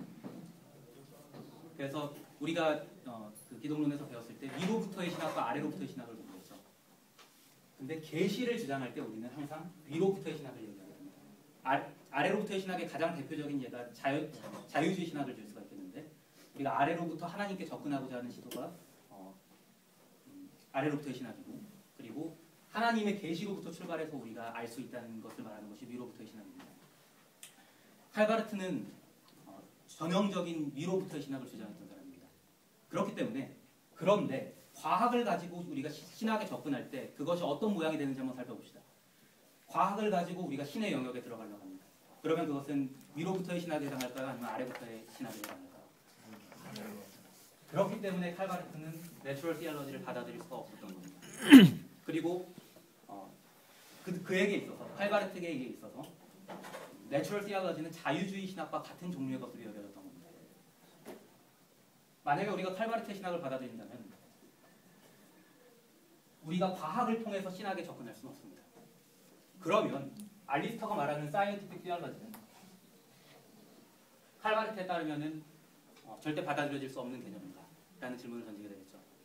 이거에 대한 대답을 알리스터 맥그라스는 뭐라고 하고 있냐면은 사실 알리스터 맥그라스가 대답하기 전에 토런스라는 신학자가 있습니다.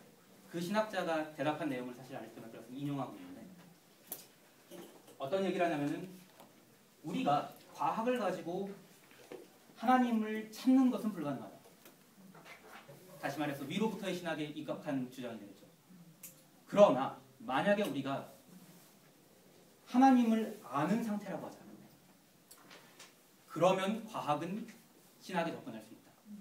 다시 말해서 계시를 통해서 우리는 하나님께 갈 수 있습니다. 그런데 우리가 위로부터의 신학을 받아들인다면 절대 이 계시를 통해서만 하나님께 다가갈 수 있기 때문에 절대로 과학을 통해서는 하나님께로 다가갈 수 없다는 말이 됩니다. 그래서 많은 분들이 이렇게 말합니다. 과학을 하다 보면은 우리가 하나님을 증명하게 될 것이다 이렇게 말하는데, 그분들은 아이러니컬하게도 그분들이 가장 싫어하는 아래로부터의 신학 개념을 동시에 가지고 있는 겁니다. 그래서 굉장히 아이러니이지만 하지만 사람들은 그것을 인지하지 못하는 경우가 많은 것 같습니다.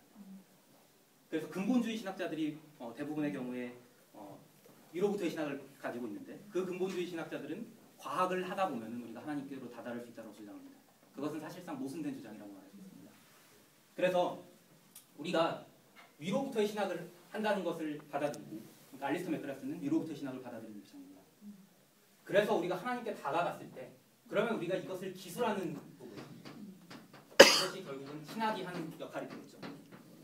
이때 아래로 이미 내려왔습니다. 그렇기 때문에 과학을 통해서 우리가 설명할 수 있는 영역이 생긴다라는 주장이 사이언티픽 티올로지의 존재 가능성에 대한 논증이 됩니다.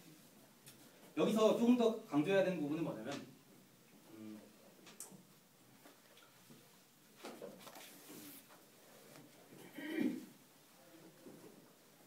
일단은 여기에서 멈추겠습니다. 네. 제가 이제 그 지적 설계에 관한 부분, 네. 그것도 감사하게 생각하고, 저는 이제 이런 입장이거든요.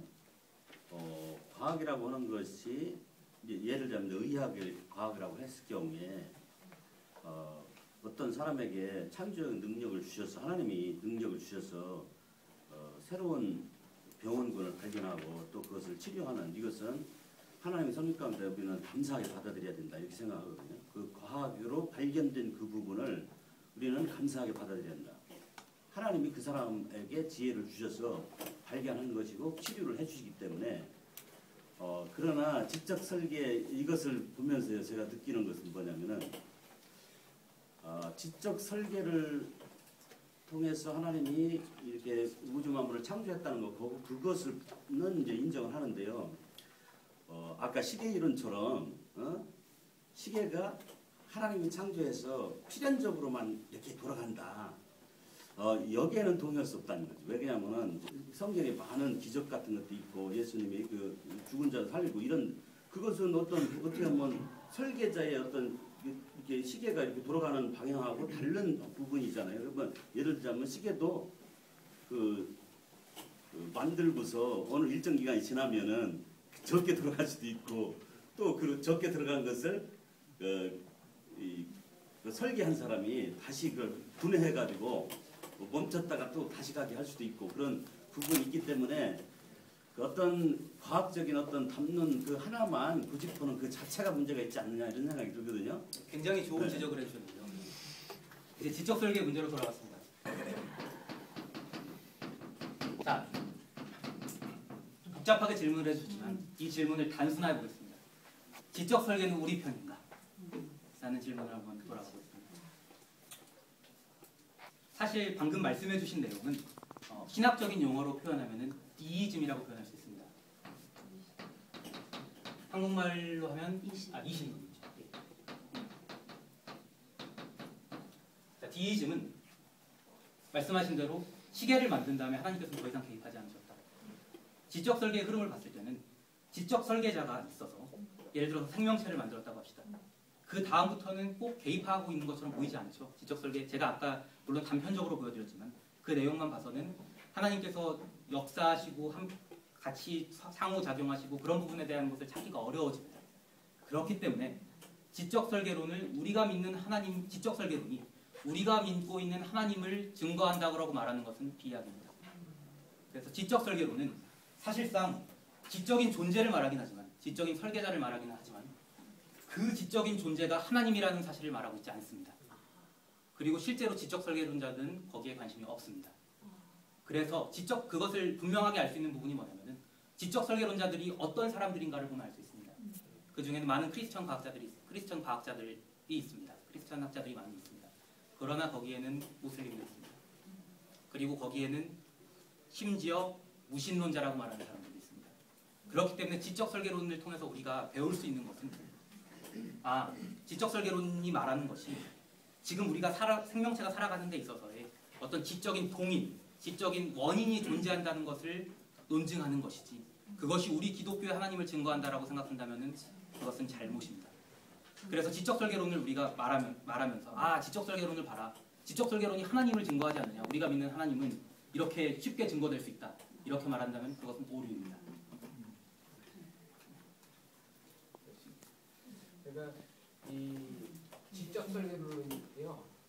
기본적으로 지적 설계론이 왜 지금 나오게 됐고 또 지적 설계론은 무엇을 기대하고 있느냐 했을 때 이 기본적으로 원래 있던 창조과학 있잖아요. ICR에서 하는 거, ICR에서 Institute for Creation Research 그 이제 미국 창조과학회 그 60년대 생긴 거거든요. 그거 그대로 본떠갖고 이제 한국에서 하는 거거든요.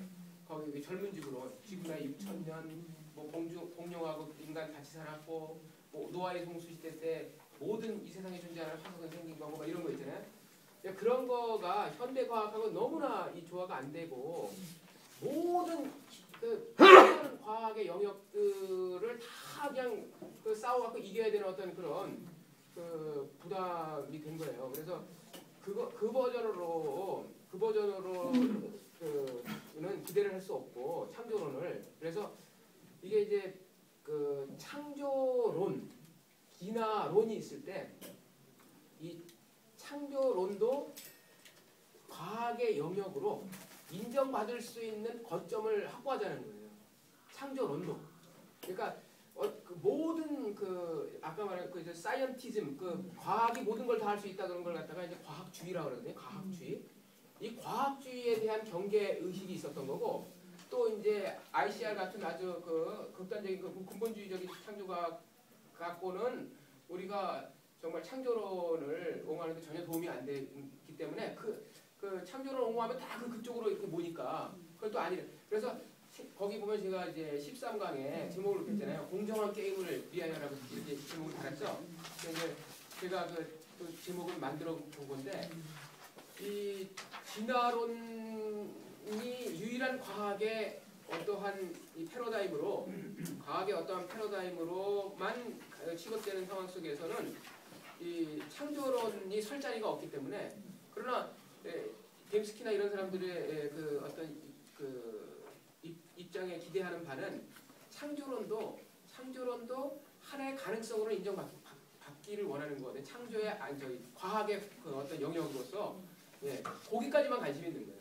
그러니까 성경을 변증한다든지 뭐 그런 게 아니라 그래서 만약에 복음주의적인 입장에서 지적 설계론을 향해서 기대하는 바는 하나의 그 다음 단계로 가기 위한 거점 확보죠.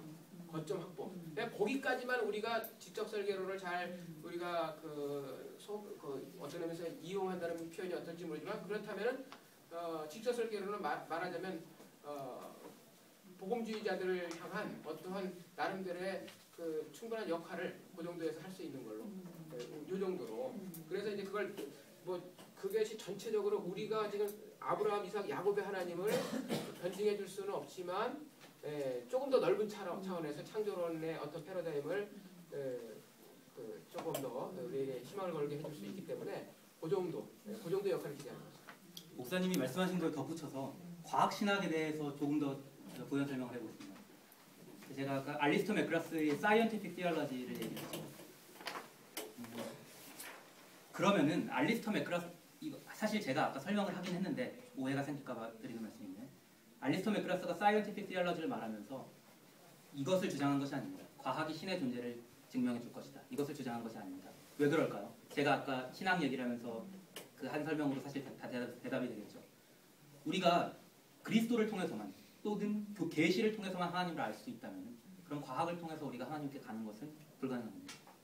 그렇기 때문에 알리스터 맥그라스는 우리가 과학을 열심히 해서 과학을 열심히 해서 그걸 갖고 우리가 하나님께로 접근할 수 있다. 그것을 주장한 것이 아닙니다. 오히려 목사님께서 말씀하신 것과 관련된 어떤 담론이라는 단어를 쓸 수도 있을 것 같고, 그 다음에 어떤 이제 틀이라고도 말을 할 수 있을 것 같은데 이런 겁니다. 진화론자들의 주장을 우리가 받아들일 수 있습니다. 받아들인다는 게 동의한다기보다는 한번 볼 수 있다는 겁니다. 그러면은 진화론자들은 진화론의 프레임을 가지고 현재 생명체들을 바라볼 수가 있습니다.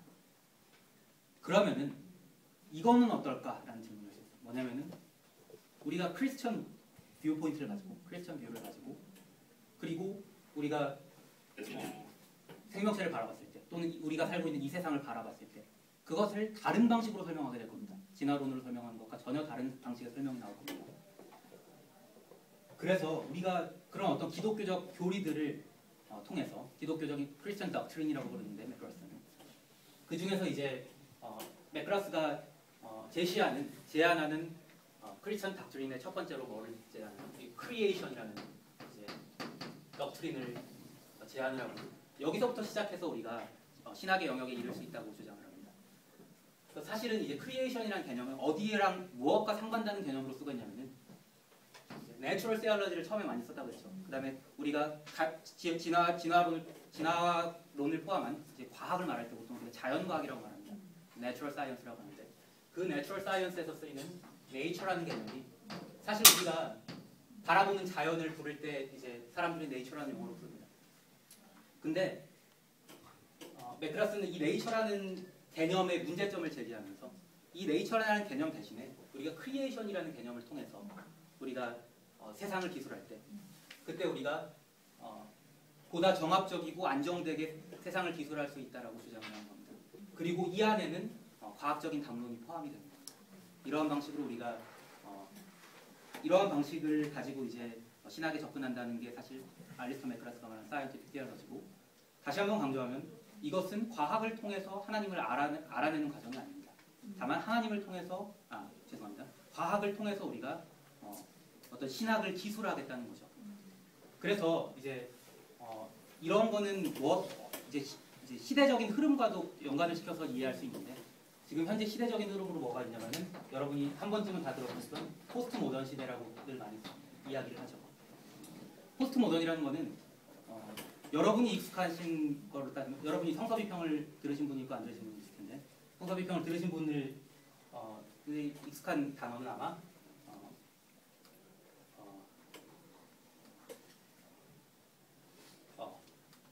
독자비평이라는 게 있죠. 우리가 성경을 해석할 때 우리가 독자의 상황을 고려해서 우리가 성경을 해석할 수 있다는 전제에서 출발한 게 사실 독자비평입니다. 그러면 각각의 독자들은 성경에서 다른 메시지를 발견할 수가 있겠죠. 마찬가지로 포스트 모던은 사실 재미있게도 이런 독자비평과 맥락을 같이 하고 있습니다. 우리가 자연이라는 책을 읽었을 때 성경은 아니지만 자연이라는 책을 읽었을 때 각각이 우리가 다른 방식으로 그 책을 읽을 수 있다라고 주장하는 시대적인 흐름이 바로 포스트 모던입니다. 어떤 사람이 자연을 어떻게 읽든 간에 그것이 존중되어져야 된다는 것을 사실 포스트 모던은 주장하고 있습니다. 그래서 진화론적인 흐름으로 우리가 우리 이 세상을 바라볼 수도 있습니다. 반면에 제가 말씀드린 크리에이션이라는 어떤 크리스천 덕트린을 가지고 또한 어떤 과학적인 담론을 가지고 우리가 살고 있는 세상을 바라볼 수도 있습니다. 포스트 모던이 그러한 틈새를 보장해주고 있습니다. 그래서 그 틈새로 들어가서 우리가 신학을 여러 사람들이 받아들일 수 있는 담론 위에 올려놓고자 하는 것이 사이언티픽 티올로지가 가지는 중요한 의의라고 말할 수 있겠습니다. 제가 하나 그 물이 포도주로 바뀌는 그런 기적 같은 경우는 네. 많이들 하는 얘기죠. 저 같은 사람은 자연과학자가 아니니까 물이 포도주로 바뀌는 것은 그냥 그때는 뭐 과학이 아니고 그냥 믿음의 세계로 보면 된다 이렇게 하면 저는 편해요. 근데 과학의 평생을 걸고 과학의 신념을 가진 분들, 과학의 절대성을 부여한 분들이 그런 현상을 성경에서 봤을 때 어떻게 그 접목이 되고 자기 안에서 어떻게 소화가 됩니까? 여기 제가 받는 질문들이 다들 좋은 질문들이라서 제가 굉장히 마음속이 흡족합니다. 그거에 대한 설명을 하기 위해서는 또 한 가지의 단어를 소개해야 될 것 같습니다. 이제 여러분들이 많이 이제 성서 해석학에서도 이것도 아마 들으셨을 텐데 고등 비평이라는 말을 아마 들으셨을 거예요. 자, 창세기에 보면은 창세기 초반부에 보면은 이제 많은 신앙인들이 이제 신앙을 지키기 어렵게 만드는 이제 구절이 나오죠. 그건 뭐냐면은 하나님께서 세상을 창조하셨을 때 첫째 날은 뭘 창조하고 둘째 날은 뭘 창조하고 그런 순서를 봤을 때 뭔가 과학적으로 이런 일은 일어날 수 없을 것 같다라는 그런 생각을 품게 만드는 그런 구절이 있습니다. 초반부에 이제 제가 얘기한 성서 해석, 성서가 해석된다는 말을 제가 그 여자 두 분한테 제가 말씀드렸다고 했죠. 그러면은 그 성경을 어떻게 해석할 것인가? 성서 해석적으로. 만약에 하나님이 세상을 하루에 창조하셨다는 것을 우리가 문자 그대로 24시간으로 봐야 될 것인가? 또는 매일매일 이렇게 창조하셨을 때 첫째 날에 진짜 이걸 창조하시고 그 다음 날 이걸 창조하시고 이렇게 봐야 될 것인가? 그런 거에 대한 어떤 해석의 여지를 넓혀놓은 것이 사실 고등비평이라고 말할 수 있습니다. 그리고 이것은 어떻게 보면 자연스러운 것이 사실상 이런 겁니다. 제가 예를 들어서 여러분 제가 여기에 사랑하는 사람이 여자가 있는 건 아니지만 여기에 제가 사랑하는 여자가 있다고 합시다. 그러면은 제가 그분한테 편지를 쓸 수 있겠죠. 시적인 시를 써서 보낼 수 있을 겁니다. 그런데 많은 사람들이 지적하고 있는 문제가 뭐냐면 그렇게 성경도 마찬가지로 이제 시처럼 쓰여진 부분이 있고 어떻게 다르게 쓰여진 부분이 있는데 시처럼 쓰여진 부분에서 과학적인 사실을 찾아내려고 하는 것은 잘못이다 라는 주장을 합니다. 그게 사실 이제 여러분 강의 안에 12강에 처음에 나온 그 목사님이 수록하신 그 글의 그 문장이랑도 관련되는데요. 여기 제가 한번 읽어보겠습니다. 여기에 차이가 있다. 모세는 상식을 가진 모든 평범한 사람들이 자세한 설명 없이도 이해할 수 있는 대중적 방식으로 글을 썼지만 천문학자들은 인간의 지적 능력으로 이해할 수 있는 것은 모두 애써 탐구한다. 그래서 우리가 현대 과학이 우리의 사고를 구성하는 중심 프레임이 된 것은 사실입니다. 근데 어떤 문제가 생기냐면 그것이 의미하는 것이 그 프레임을 아무데나 갖다 대도 된다는 것은 아닙니다. 우리가 그 프레임을 갖고 성경을 바라보니까 성경이 엉터리로 보일 수 있습니다. 그러나 성경이 우리에게 과학적인 사실을 증거하려고 한 그런 여지는 사실상 찾아볼 수가 없습니다. 그렇기 때문에 이런 고등비평을 받아들였을 때 우리는 성경에서 어떤 과학적인 사실과 어떤 과학적인 내용이 아니라고 생각되는 부분들을 이해하는 데 있어서 편안한 마음을 가질 수가 있고요.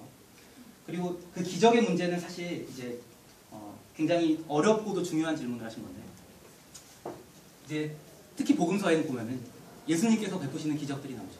그리고 많은 자유주의 신학자들이 자유주의 신학을 공부하게 된 동기가 된 것이기도 합니다. 기적의 문제는 사실 그런 겁니다.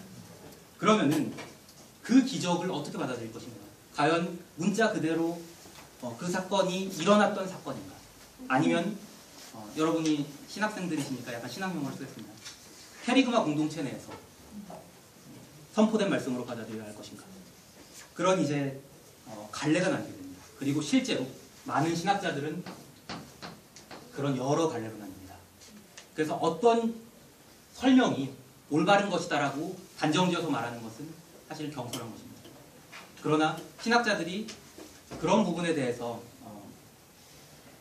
적합한 설명을 찾기 위해서 노력해왔고 그리고 노력하고 있다는 사실을 말씀드릴 수 있을 것 같습니다. 그 기적과 관련해서는 그러니까 이게 우리가 신학에 지금 두 패러다임이 있잖아요. 아래로부터 위로 자유주의 신학 패러다임이 있고 복음주의 신학 패러다임이 있는데 기적 이야기를 소화하는 데 있어서 이 자유주의적인 패러다임은 기본적으로 의미를 찾고 팩트를 버리는 거예요. 역사성 뭐 이런 걸 버리는 거죠. 그러나 복음주의 입장에서는 근본주의 입장과 복음주의가 또 달라요. 그러니까 근본주의는 어떻게든 성경을 갖다가 팩트화만 하죠. 역사화하고 팩트화하려고 하죠. 그 강박관념이 굉장히 커요. 근데 그 패러다임, 그 강박관념의 패러다임이 바로 근대적 패러다임이에요. 그러니까 과학주의에 매몰된 패러다임이에요. 근대 시대에 가장 진리를 보증하는 검증장치는 과학이었거든요. 그 과학주의에 매몰려 있는 거예요. 뭐가? 근본주의가. 근데 그래서 근본주의는 어떤 의미에서 복음주의의 근대적 원리인 거죠. 복음주의. 예. 그래서 복음주의 입장에서 그걸 소화할 때는 저는 이제 그 자유주의자, 근본주의자, 복음주의에서 했을 때 일단 자유주의는 내가 내려놓고 그 다음에 이제 근본주의자 복음주의자 복음주의 근본주의 내려놓거든요. 복음주의에서 항상 소화를 하려고 노력하는데 기본적으로 복음주의는 기본적으로 우리가 갖고 있는 모든 이성에 의한 지적 결과물들을 존중하는 거예요. 존중한다는 게 중요하거든요. 그거를 맹신한다는 게 아니고 존중한다.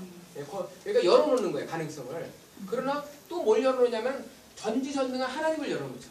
전지전능한 하나님을. 그래서 저는 이게 과학적인 논증은 아니지만 과학자 출신 신실한 신앙인이 이렇게 했던 그 부분 말씀하신 그 부분 아시죠? 김영길 총장님이 했던 거. 포도주 사건. 그러면 이 포도주 사건에 대해서 이건 그 과학자로서 용납할 수 없는 법칙을 벗어나는 화학 법칙, 물리학 법칙 다 벗어나는 거잖아요. 예. 그 양반이 그렇게 소화를 하다가 아직까지 마음이 편안했다는 거예요. 말하자면 개미가 볼 때 인간의 세상은 놀랍죠. 인간의 세상. 개미가 볼 때. 개미가 어떻게 핸드폰, 스마트폰을 이해하겠어요? 불가능한 거거든요. 그러나 인간의 세계에서 가능하잖아요. 개가 볼 때 개가 우리 바라보는 인간의 세상은 놀랍잖아요. 개 입장에서 볼 때는 이건 불가능한 세상인 거죠. 네? 비행기 타고 다니고 뭐 이런 거 개 입장에서. 그러니까 실제 가능하잖아요.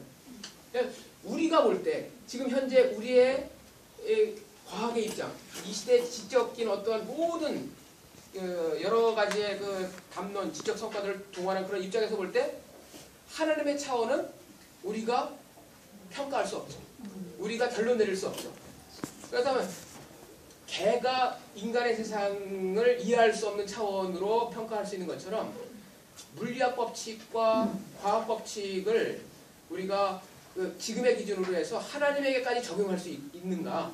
하나님이 누군데 하나님이 물리학 법칙의 지배를 받고 화학 법칙의 지배를 받는 거를 우리가 결론을 내릴 수 있는가? 예, 그렇게 결론을 내서는 안 된다는 거예요. 전능한 하나님이니까.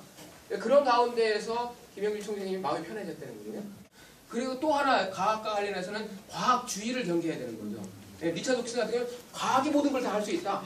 예, God of the gap. 갭이 점점점 줄어들 것이다. 과학이 발달하는 만큼 줄어들어서 결국은 이 틈새가 없어질 것이라는 거거든요. 그게 과학주의거든요.